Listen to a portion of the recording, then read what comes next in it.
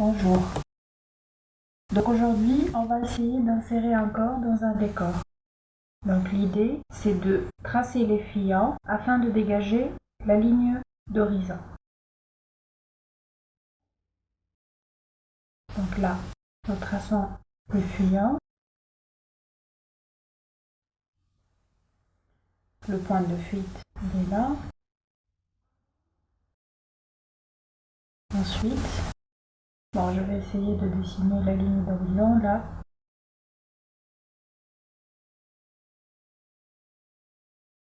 Donc là, c'est la ligne d'horizon.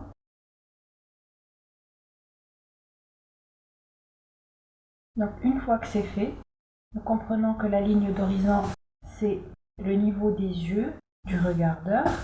Donc à partir de ce moment-là, nous dessinons une verticale, par exemple là devant la porte. Nous remarquons que l'échelle, elle correspond.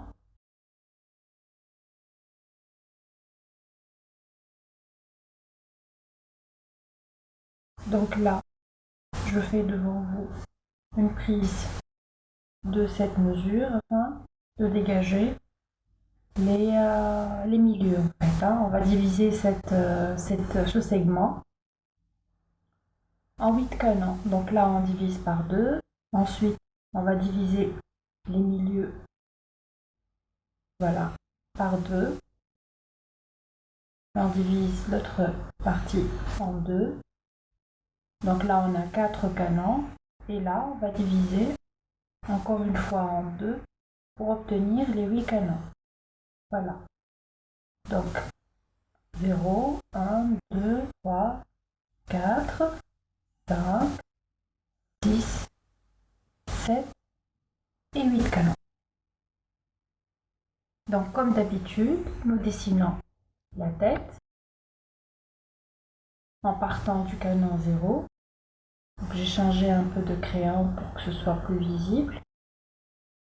Donc là, au niveau de la mesure numéro 2, je vais marquer la largeur des épaules. Donc là, c'est 2 fois la tête. Donc voilà. Je vais marquer les 2 articulations des épaules, le cou et puis les épaules. Ensuite, donc au niveau du canon numéro 3, on sait que c'est le niveau du nombril. Donc là, nous dégageons le bassin, les articulations des jambes et puis les 2 verticales de la jambe. Donc là, les articulations des genoux, les articulations des chevilles et les pieds. Nous continuons par le dessin des bras,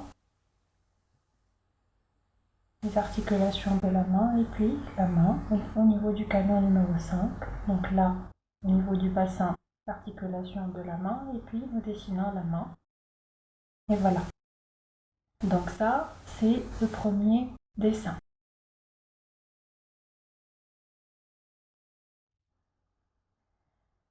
On va maintenant se concentrer sur la position assise, le corps humain en position assise dans un décor. Donc là, j'ai choisi, disons, la plus simple, la plus facile des postures. Donc là, c'est le niveau des pieds, il est juste devant le lit. Donc le canon numéro 8. Donc nous traçons les 2 verticales des chevilles et les articulations des genoux. Donc en position assise, on a les genoux à ce niveau-là. Donc 8, le canon 7, 6. Là aussi, on va marquer 7 et puis 6. Donc en position assise, on va essayer de respecter les fuyantes, le point de fuite, la ligne d'horizon. Donc là, nous dessinons 2 obliques qui vont des genoux jusqu'au point de fuite. Là, nous essayons, voilà, de mesurer les 2 canons. Donc du canon 6, 5 et 4 pour atteindre le niveau du bassin. Donc là, c'est le niveau du bassin. les deux articulations des jambes. Et donc là, on va dresser une verticale qui est celle de la partie supérieure du corps.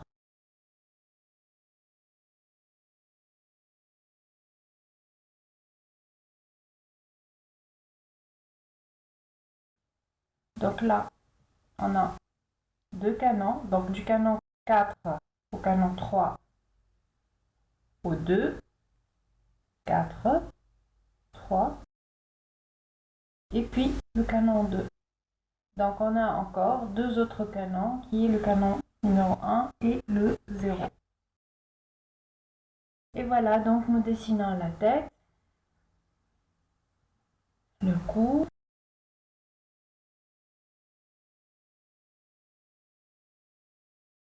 nous marquons la largeur des épaules, les articulations des épaules ou des bras,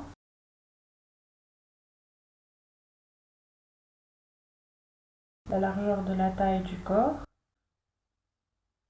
et puis le bassin.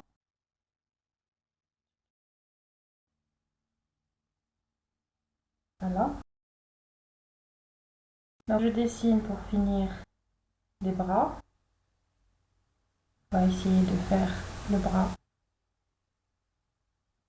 un peu plié. Donc là, nous mesurons un canon, l'articulation du bras, un deuxième canon, l'articulation, et puis nous dessinons la main posée sur le lit. Et là, nous allons dessiner la main posée sur le genou. Donc là, on a une première articulation qui est déjà visible. La deuxième articulation, elle est aussi déjà là. Et puis, nous dessinons la main jusqu'à la ligne numéro 5. Donc là, je rectifie un peu. J'ai fait la main un peu plus grande. Et puis là, nous avons le deuxième dessin.